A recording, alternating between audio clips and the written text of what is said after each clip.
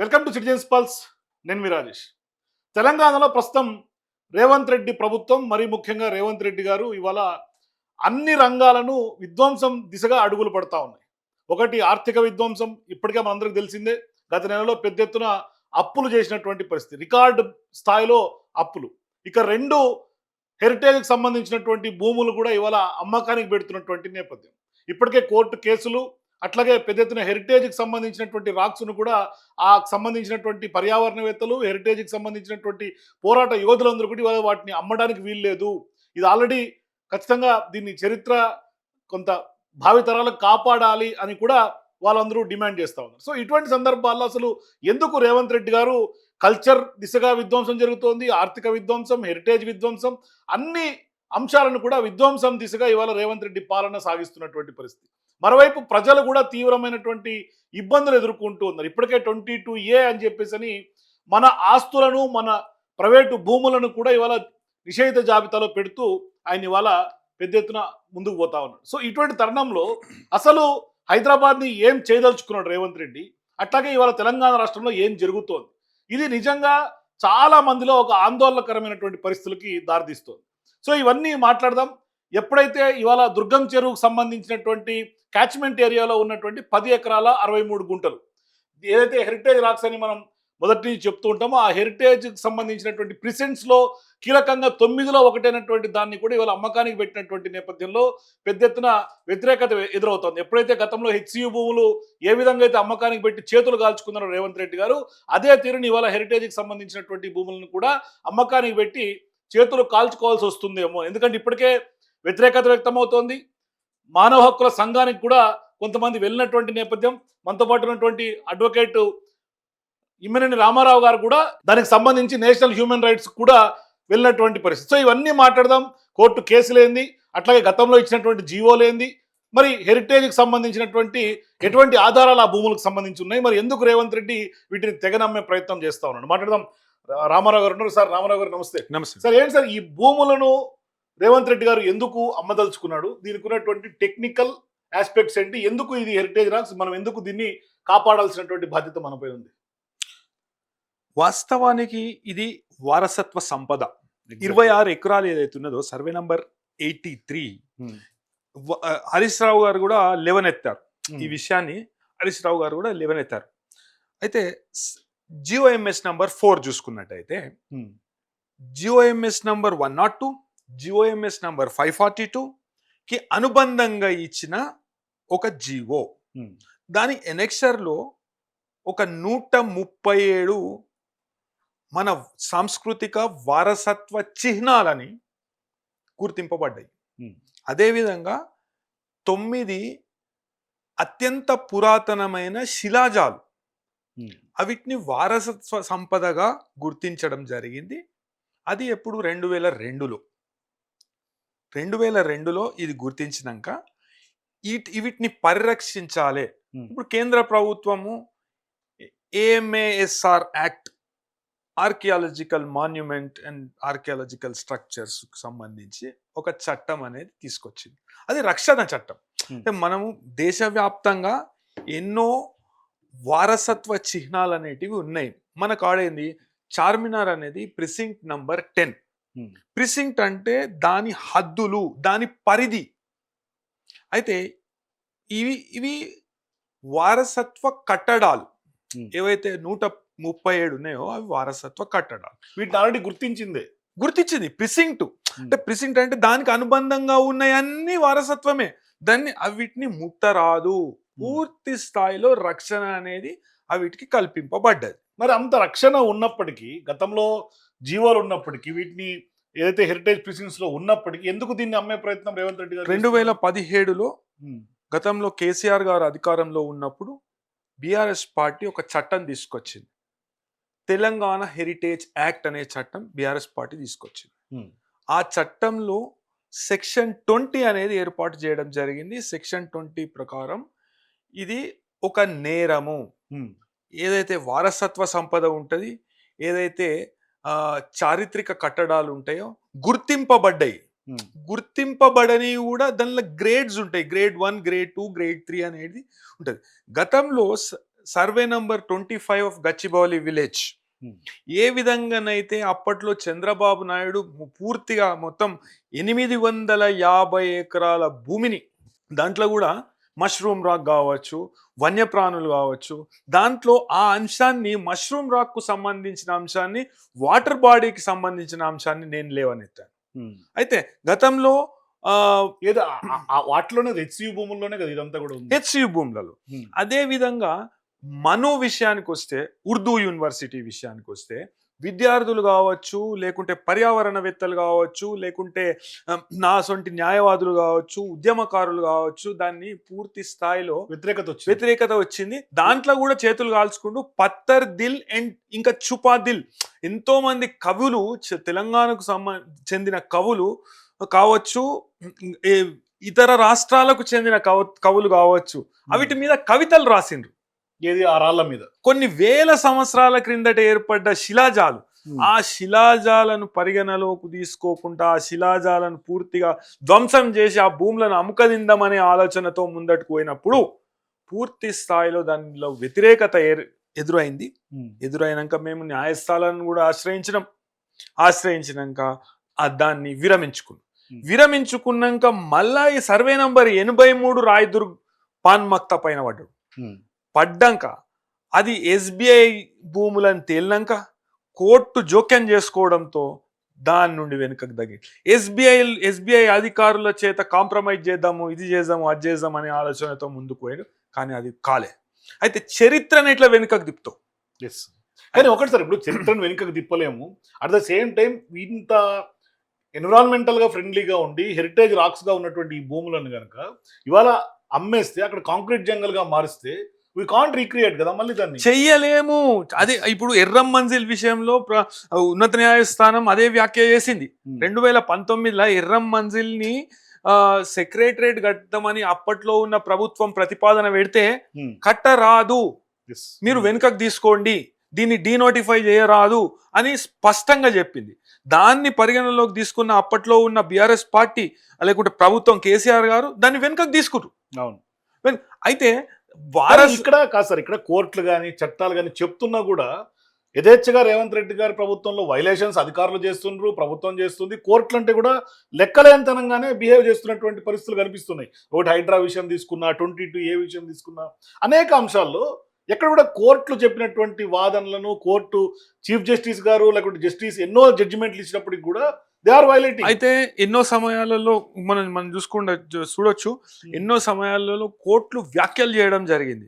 మా పూర్తి అధికారాలను మేము వినియోగించే విధంగా మీరు మమ్మల్ని కంపేల్ చేయకుర్రి, లేకుంటే కంటెంప్ట్ ఇష్యూ చేయవలసి వస్తుంది, అది మన రాష్ట్రం పరువు పోతుంది అనే వ్యాఖ్యలు కూడా చేసిన సమయాలు రేవంత్ రెడ్డి గారి ప్రభుత్వం ట్రస్ట్ కూడా లేదని కూడా చెప్పినాయి రీసెంట్ టైమ్స్ లో. ఎస్.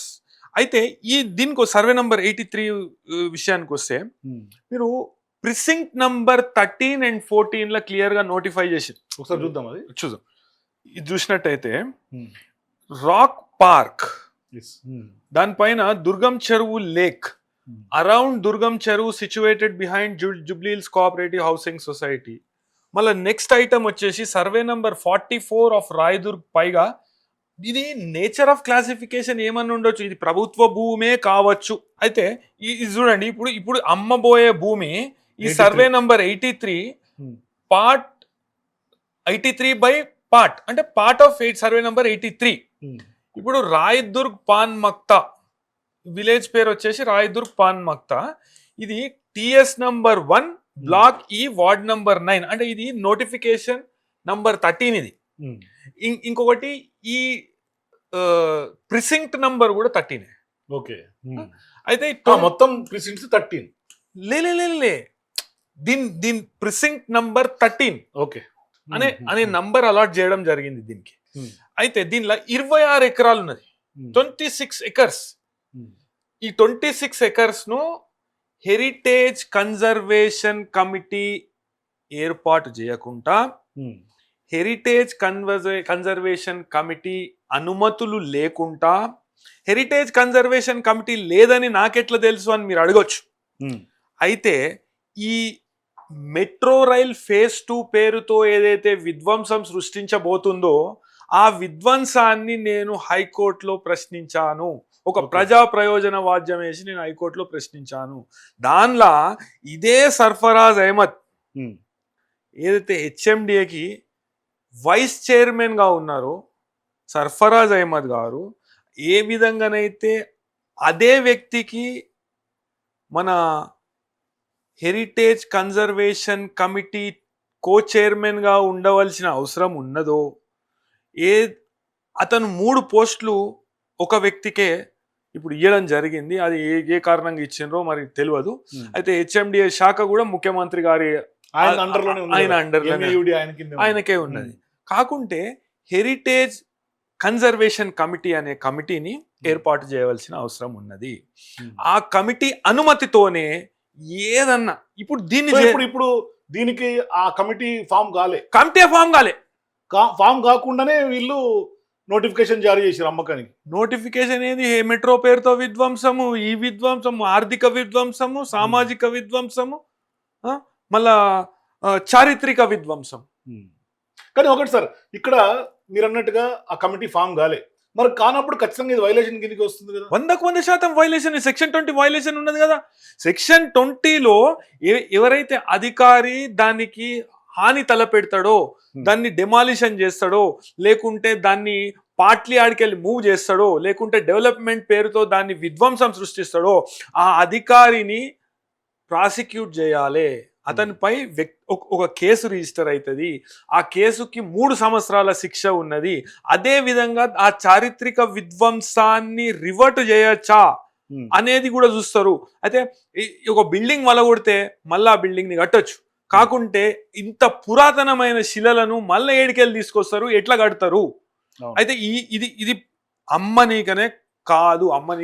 పొద్దునే భవిష్యత్తులో హైకోర్టుకు వెళ్ళినా కూడా ఖచ్చితంగా కోర్టులు దీన్ని ప్రొటెక్ట్ చేస్తాయి. ఎందుకంటే హెచ్యూ ల్యాండ్స్ ఎట్లా ప్రొటెక్ట్ చేసిందో ఇన్ ద సేమ్ వే ఇది కూడా ప్రొటెక్ట్ అవుతుంది ఖచ్చితంగా. 100% ప్రొటెక్ట్ అవుతుంది. దీని మీద మేము ఉన్నత న్యాయస్థానాన్ని కూడా ఆశ్రయించే ఆలోచనలో ఉన్నాం.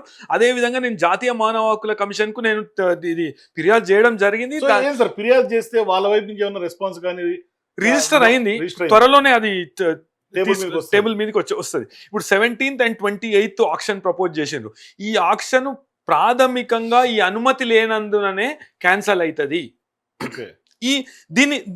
మరి ఎందుకు సార్ ప్రభుత్వం దీనికి బేస్ ఫేర్ పెట్టి 10 ఎకరాలు మొత్తం నోటిఫై చేసి బేస్ ఫేర్ 170 కోట్లు అనుకుంటా, నాకు తెలిసి ఎంటైర్ 10 ఎకరాలు 1860 కోట్లకేమో బేస్ ఫేర్ పెట్టింది.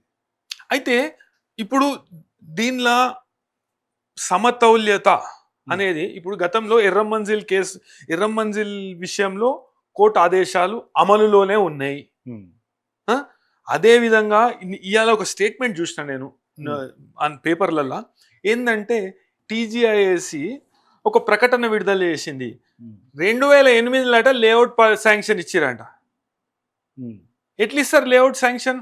సో హెరిటేజ్ రాక్స్ అన్నప్పుడు అక్కడ లేఅవుట్ ఎట్లా పర్మిట్ చేసి ఎట్లా ఇస్తారు? ఇచ్చే అవకాశమే లేదు.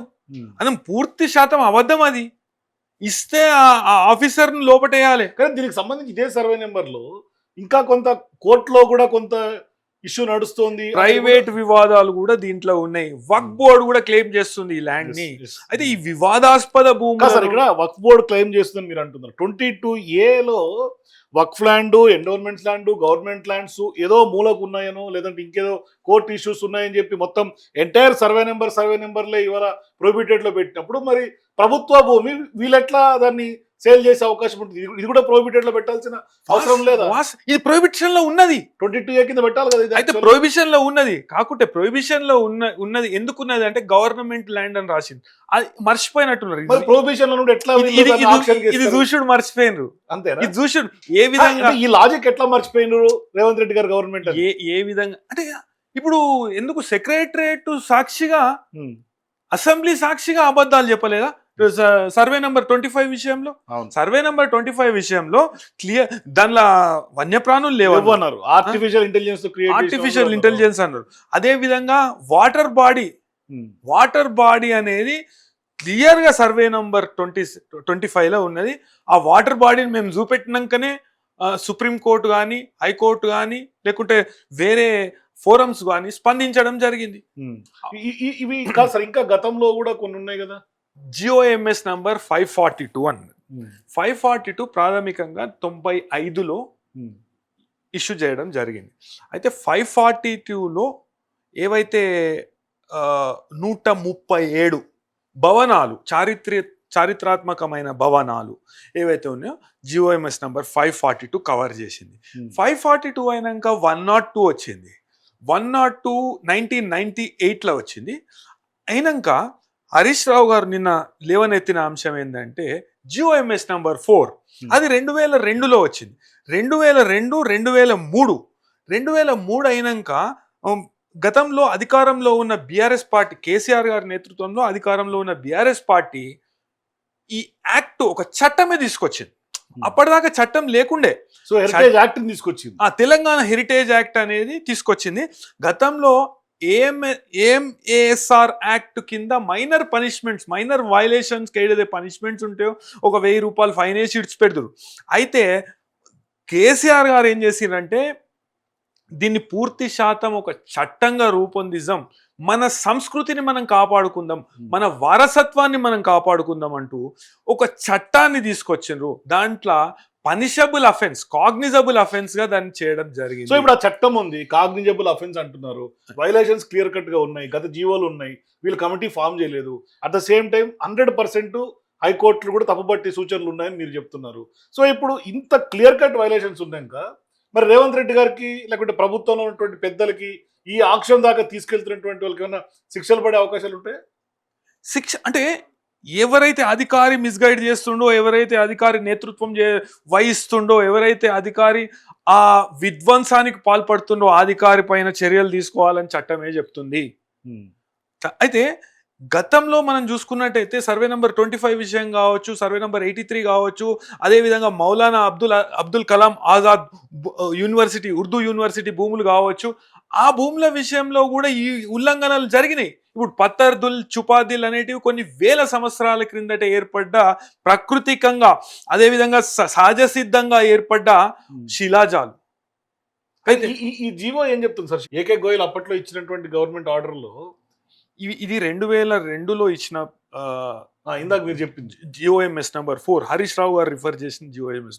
Government after careful examination of the matter have decided to notify the additional heritage precincts. Precincts అంటే ఏంటంటే దాని పరిధి. ఇప్పుడు ఈ విషయానికి వస్తే సర్వే ఇప్పుడు మన ప్రిసింక్ట్ నంబర్ 13 and 14 లోకి వస్తాయి. ఈ భూమి 26 ఎకరాల భూమి మొత్తం అత్రాఫ్, దానిలో ఎటువంటి పని చేయడానికి లేదు. పని చేస్తుంది ప్రభుత్వం, ప్లాటింగ్ చేసింది. వాళ్ళు ఏం చెప్పారంటే ప్లాటింగ్ చేసినామని చెప్పింది. ఎట్లా చేస్తారు ప్లాటింగ్?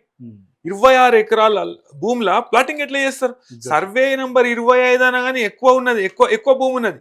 అయితే 26 ఎకరాల ఇప్పుడు జిఓఎంఎస్ నంబర్ 4 మున్సిపల్ అడ్మినిస్ట్రేషన్ ఇది 2 January 2003 నాడు ఇవ్వడం జరిగింది. అయితే దీన్ని ఒక చట్టంగా రూపొందించారు. తెలంగాణ రాక మునుపే ఉంది, 2003లోనే ఉన్నది ఇది. గవర్నమెంట్ దీన్ని గౌరవిస్తూ approval of 6 heritage precincts notification issued. అయితే దీన్ని గౌరవిస్తూ మన సంస్కృతిని కాపాడుకుందాం, మన వారసత్వ సంపదను మన భావి తరాలకు అందిద్దామని ఇప్పుడు ఇది చూడండి. 2 experts from archaeology, heritage, history background will be co-opted. Co-option లేదు, కమిటీ లేదు, కమిటీ కాన్స్టిట్యూట్ కాలే. The members appointed under term 9 of subsection 1 shall hold office for a period of 3 years from the date of which their appointment is notified and they are eligible for reappointment.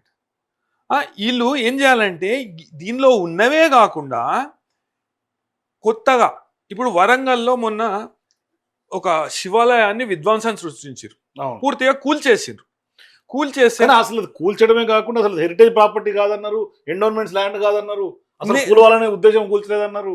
చాలా నేను direct collector గారితో మాట్లాడాను. కేంద్రం స్పందించినాక ASI Hyderabad స్పందించినాక నా complaint తో నా reply ఉన్నది. నా కంప్లైంట్ కి నేను పూర్తిగా మొత్తం డాటా అనేది నేను ప్రొవైడ్ చేసి, అది ఎట్లా అంటే లాక్ అండ్ కీ మెకానిజం తోని అప్పట్లో ఒక 800 ఏళ్ల క్రిందట కట్టిన ఒక అద్భుతం, అది దాన్ని నాశనం చేసింది. అయితే ఇప్పుడు ఈ suo motu or recommendation of the director for the purposes of identifying tangible heritage of Telangana. అంటే మన సంస్కృతిని భావితరాలకు అందిస్తాము. దీన్ని మనం ఇట్లా ఇప్పుడు మరుగున పడిన ఇది యాక్ట్ గతంలో చేసిన యాక్ట్ ఇది 2017 లో తీసుకొచ్చిన యాక్ట్ ఇది. అయితే దాన్ని ఎటువంటి అంటే ఈవెన్ టచ్ చేయడానికి కూడా దీనికి మళ్ళీ చీఫ్ సెక్రటరీ యాజ్ చైర్మన్ అంటే వీళ్ళందరూ ఉంటేనే కమిటీ అవుతుంది.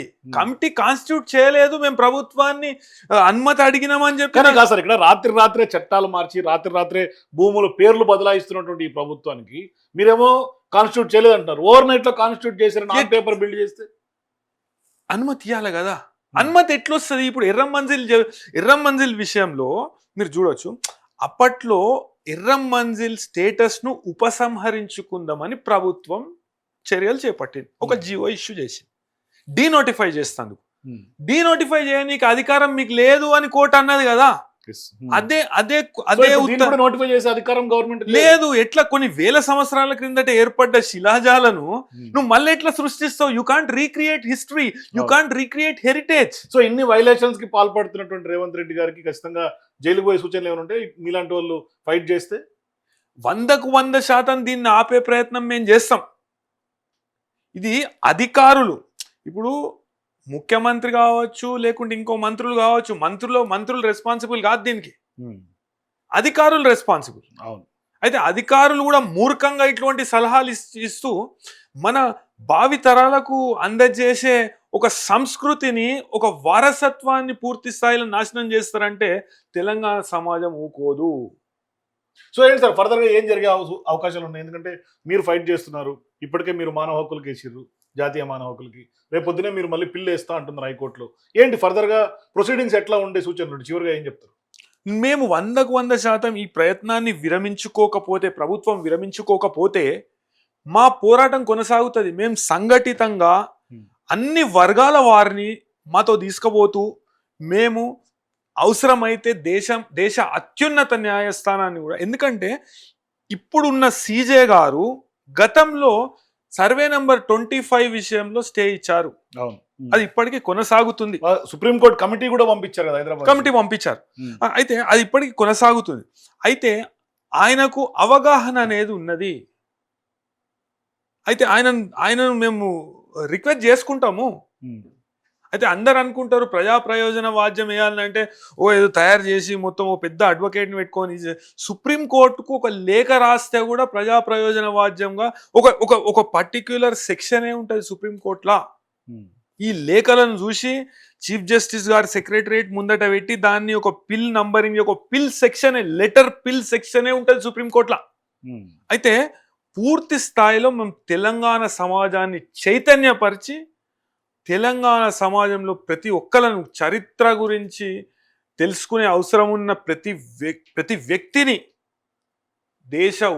అత్యున్నత న్యాయస్థానానికి తొవ్వ చూపెడతాము. కానీ ఇక్కడ కాదు సార్, ఇప్పుడు రేవంత్ రెడ్డి గారు పదే చెప్తుంది అంటే ప్రభుత్వ భూములను కాపాడుతున్నాం, ప్రభుత్వ ఆస్తులను రక్షిస్తున్నాం అంటే, ఇప్పుడు ఆస్తులను రక్షించి ప్రభుత్వ భూములను కాపాడి కొట్టి సామాన్యులను ఇబ్బంది పెట్టి అమ్ముకోవడానికి ఇదంతా కూడా కార్యాచరణ అమ్మకదినుడే కదా. ఇప్పుడు ఎంత దారుణం అంటే గతంలో ఎప్పుడు 2002లో 2002 నుండి మొదలుపెట్టి 2004 వరకు ప్రయత్నాలు జరిగినాయి. 850 ఎకరాలు సర్వే నంబర్ 25 అమ్మే ప్రయత్నం చేసింది.